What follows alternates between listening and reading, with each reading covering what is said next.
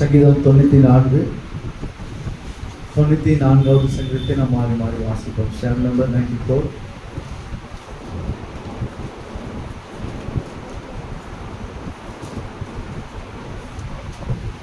சங்கீதம் 94. நீதியை சரிகட்டுகிற தேவனாய் கர்த்தாவே, நீதியை சரிகட்டுகிற தேவனே பிரகாசியும். கர்த்தாவே, துன்மார்க்கர் எதுவரைக்கும் மகிழ்ந்து துன்மார்க்கர் எதுவரைக்கும் களி கொண்டிருப்பார்கள்?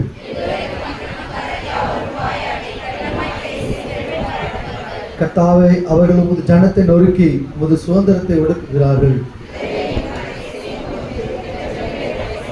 கர்த்தர் பாரார், யாக்கோபின் தேவன் கவனியார் என்று சொல்லுகிறார்கள்.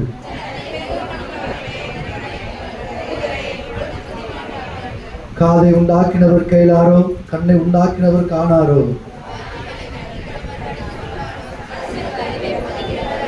மனுஷனுடைய யோசனைகள் வேணென்று கர்த்தர் அறிந்திருக்கிறார்.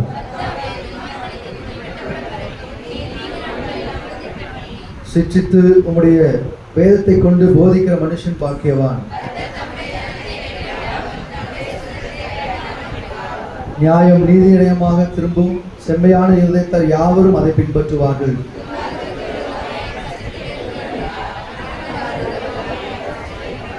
கர்த்தர் எனக்கு துணையாயிராவிட்டால் என் ஆத்துமா சீக்கிரமாய் மௌனத்தில் வாசம் பண்ணி இருக்கும்.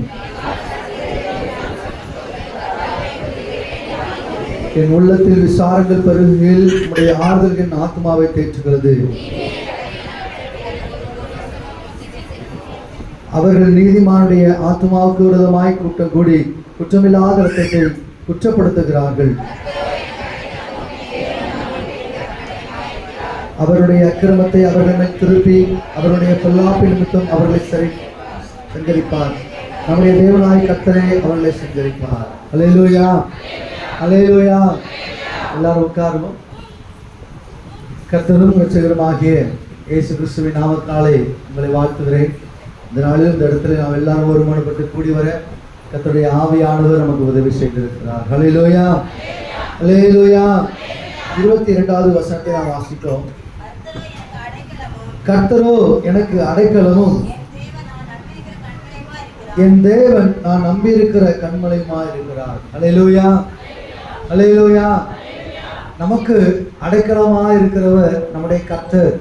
அதை நாம் முதலாவது உறுதியாய் நம்பிக்கையாய் கொண்டிருக்க வேண்டும். எனக்கு அடைக்கலமாய் கர்த்தர் இருக்கிறபடினால் நான் அசைக்கப்படுவதில்லை என்று சொல்லப்பட்டிருக்கிறது. அல்லேலூயா, அல்லேலூயா. ஜலப்பிரளயம் வரும்போது, அதாவது ஒரு ஆறு கரை புரண்டு வெள்ளம் போல வரும்போது எப்படி ஒரு மலை அசையாமல் இருக்குமோ அதே போல ஒரு விசுவாசி கர்த்தருக்குள் அசையாமல் இருக்க வேண்டும். அதனுடைய அர்த்தம் என்ன? எனக்கு கர்த்தர் அடைக்கலமாய் இருக்கிறார், நான் அசைக்கப்படேன் என்று சொல்லுகிற ஒரு நம்பிக்கை நமக்குள்ளே உண்டாயிருக்க வேண்டும். அல்லேலூயா. இங்கே நாம் வாசிக்கிற போது இங்கே சொல்லப்பட்டிருக்கிறது 23வது வசனத்துல, அவர்களுடைய அக்கிரமத்தை அவர்கள் மேல் திருப்பி அவர்களுடைய பொல்லாப்பை நிமித்தம் அவர்களை சங்கரிப்பார். நம்முடைய தேவனாய கர்த்தரே அவர்களை சங்கரிப்பார். ஏன் இப்படி சொல்லப்பட்டிருக்கிறது? கர்த்தருடைய பிள்ளைகளுக்கு விரோதமாய், நீதிமான்களுக்கு விரோதமாய் அநேக மனுஷர்கள் கூட்டம் கூடி எழும்பி அவர்கள் அநேக காரியங்களை செய்கிறார்கள், பேசுகிறார்கள், கிரியை செய்கிறார்கள், ரெண்டகம் பண்ணுகிறார்கள், அவதூறு பேசுகிறார்கள், கோல் சொல்லுகிறார்கள். அநேக இடங்களில் நாம் வாசிக்கிறோம், கேள்விப்படுகிறோம். செய்வினைகள், மந்திரங்கள், பெள்ளி சுனிகள் செய்கிறார்கள். கர்த்தரே அவர்களுக்கு விரோதமாய் என்ன செய்வார்? எழும்பி அவர்களை சங்கரிப்பார். நீங்கள் சும்மா இருப்பீர்கள், உங்களுக்காய் யுத்தம் பண்ணுவேன், நான் உங்களுக்காய் வழக்காடுவேன், நான் உங்களுக்காய் காரியத்தை வாய்க்க பண்ணுவேன் என்று சொல்லி கர்த்தருடைய வசனம் நமக்கு சொல்லப்பட்டிருக்கிறது. அல்லேலூயா. அவருடைய வார்த்தை சொல்லுகிறது, அவர் நமக்கு அடைக்கலமா இருக்கிறார். அவர் நமக்கு அடைக்கலமா இருக்கிறபடினால் நமக்கு விரோதமாய் எழும்புகிற மனுஷர்களை அவரே அதன் பண்ணி போடுவார், சங்காரம் பண்ணி போடுவார். நாம சங்காரம் பண்ண வேண்டியது இல்லை, நாம யுத்தம் பண்ண வேண்டியது அல்ல. நாம சும்மா இருந்து அடங்கி இருந்து கர்த்தர் தேவன் என்பதை நாம் அறிந்திருந்தால் போதும். அல்லேலூயா. அமர்ந்திருந்து அவரே தேவன் என்று அறிந்து கொள்ளுங்கள். நானும் பதிலுக்கு செய்வேன், நானும் திரும்ப செய்வேன், நான் பேசுவேன், நான் பேசினாதான் அவங்க அடங்குவாங்க, அப்படிலாம் ஒண்ணுமே இல்லை. நம்ம சும்மா இருந்தா போதும். கர்த்தருடைய சமூகத்துல ஜெபத்துல, கர்த்தாவே நீரே பார்த்து கொள்ளுவாண்டவரே, இவர்கள் எனக்கு விரோதமாக கூட்டம் கூடுறாங்க, எனக்கு விரோதமாக கிரியை செய்யறாங்க அப்படி சொல்லி நம்ம இருந்தா போதும், அவர்களை கர்த்தரே அதன் பண்ணி போடுவாங்க. பாருங்க 4வது வசனம் வாசிங்க. எதுவரைக்கும் அக்கிரமக்காரர்கள் யாவரும் வாயாடி கடினமாய் பேசி பெருமை பாராட்டுவார்கள். கர்த்தாவே, அவர் உமது ஜனத்தை நொறுக்கி உமது சுதந்திரத்தை ஒடுக்குகிறார்கள். எது வரைக்கும்? எல்லாத்துக்கும் ஒரு அளவு இருக்கு. அவங்க எழும்புற வரைக்கும் எழும்பட்டும். ஒரு டைம் வரும்போது கர்த்தர் அவர்களை சங்கரிப்பார், கர்த்தர் அவர்களை ஒடுக்கி போடுவார். அல்லேலூயா. கோலியாத் 40 நாட்கள் இரவும் பகலும் என்ன செஞ்சாரு?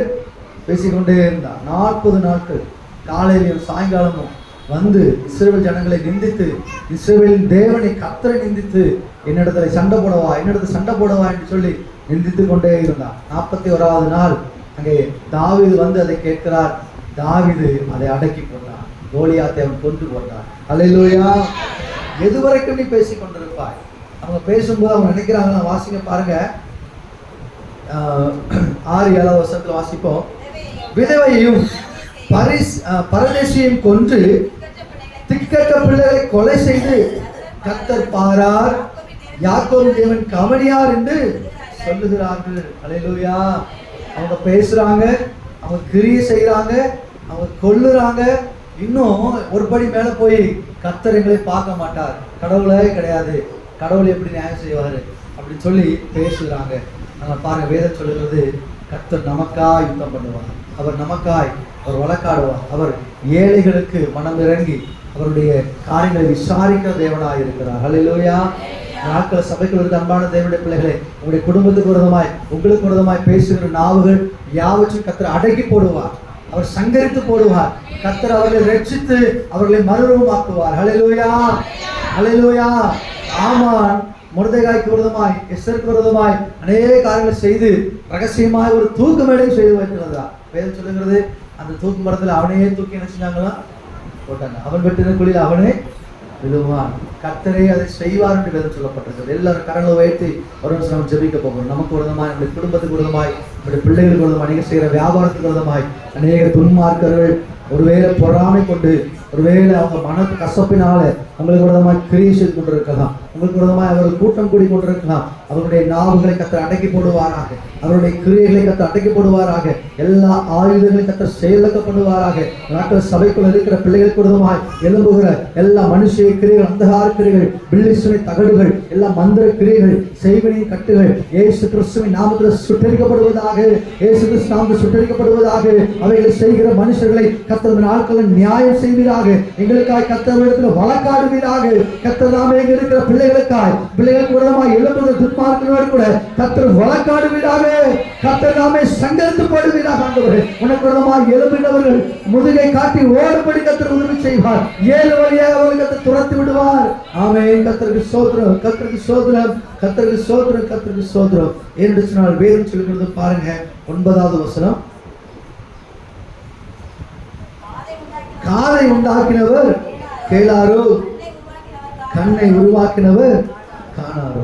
வேதம் சொல்லுகிறது, அவருடைய பிள்ளைகள் மீது அவர் எப்பொழுதும் கண்ணோக்கமாய் இருக்கிறார். நம்முடைய உட்கார்தலையும் எழுதுதலையும் நடத்தலையும் நம்முடைய எல்லாவற்றையும் அவர் என்ன செய்கிறார்? அந்த சங்கீதம் 139 வாசிக்க முடியும். நம்ம போகிற இடங்கள் எல்லாம் கர்த்தர் நம்ம என்ன செய்கிறார்? கண்ணோக்கமாய் பார்த்து கொண்டே இருக்கிறார். அல்லேலூயா. அல்லேலூயா. நமக்கு விரோதமாய் ஒருத்தர் கூட்டம் கூடுறாங்க, நமக்கு விரோதமாய் ஒருத்தர் கூடி காரியங்கள் செய்கிறாங்கன்னு அவர் பார்க்காம இருப்பாரா? அவர் கண்ணை உண்டாக்கிறவர், அவர் காணாமல் இருக்கவே மாட்டார். அல்லேலூயா. விக்கிரகங்களை குறித்து தான் வேதம் சொல்கிறது, அவைகள் கண்ணிருந்தும் காணாது, காதிருந்தும் கேளாது, கைகள் இருந்தும் ஒரு கிரியையும் நடப்பிக்க முடியாது. ஆனால் கர்த்தரை குறித்து வேதம் சொல்கிறது, அவர் நமக்காய் நியாயம் செய்கிற தெய்வம். அல்லேலூயா. அல்லேலூயா.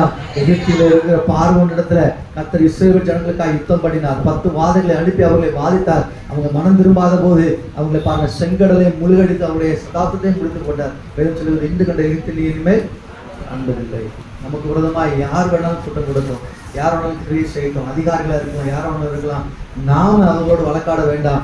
நாம கர்த்தரிடத்தில் முறையிடுவோம், கர்த்தரிடத்தில் அமர்ந்திருப்போம், கர்த்தருடைய சமூகத்தில் ஜெபிப்போம். கர்த்தர் நமக்காய் காரியங்களை நடப்பிப்பார். அல்லேலூயா. அல்லேலூயா. ஒரு வசனத்தை நாம் வாசித்து முடிப்போம். பாருங்க, 19வது வசனம். என் உள்ளத்தில் விசாரங்கள் பெருகியில் உங்களுடைய ஆறுதல்கள் என் ஆத்மாவை தேற்றுகிறது.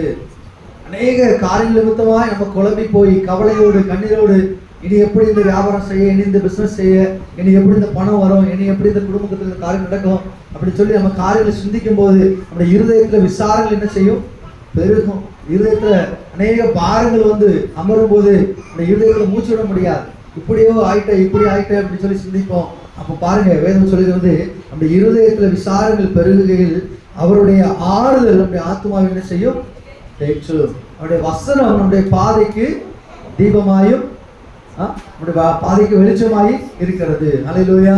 அவருடைய வார்த்தை நம்மை தேற்றும், அவருடைய பாடல்கள் நம்மை தேற்றும், அவருடைய வழிகள் நம்ம என்ன செய்யும்? போதிக்கும், நம்மை செவ்வாய்ப்படுத்தும், அந்த காரியங்களிலிருந்து வெளியே கொண்டு வரும். அந்த இதயத்துல ஒரு பெரிய சமாதானத்தை அவர் கட்டளையிடுவார். அன்னால் ஜெபித்து முடித்து விட்டு அவங்க வீட்டுல போய் சொல்லப்பட்டிருக்கிறது, துக்கமுகமாய் இருக்கவில்லை. அவருடைய இருதயத்துல ஒரு ஆறுதல் உண்டாயிற்று. அவங்க ஜெபிக்கும் போது இருதயத்தின் ஆழத்திலிருந்து கண்ணீரை ஊற்றினார்கள் என்று சொல்லப்பட்டிருக்கிறது. அவங்க இருதயத்தை நொறுகுண்ட இருதயத்தை கர்த்தர் சமூகத்துல ஊற்றினேன் என்று சொல்லுகிறாங்க. அவ்வளவு வேதனை, அவ்வளவு வலி, அவ்வளவு போராட்டம். ஆனா அதன் பின்பு அவங்களுக்கு ஒரு பெரிய ஆறுதல் உண்டாயிற்று. அவங்க சொல்லப்பட்டிருக்கிற துக்கமுகமாய் இருக்கிறது. இந்த நாட்கள் சபைக்கு வந்திருக்க தேவனுடைய பிள்ளைகளை, நீங்க வீட்டுக்கு போகும்போது கர்த்தருடைய ஆறுதல் உங்களுடைய இருதயத்தை நிரப்பும். ஹல்லேலூயா, ஹல்லேலூயா.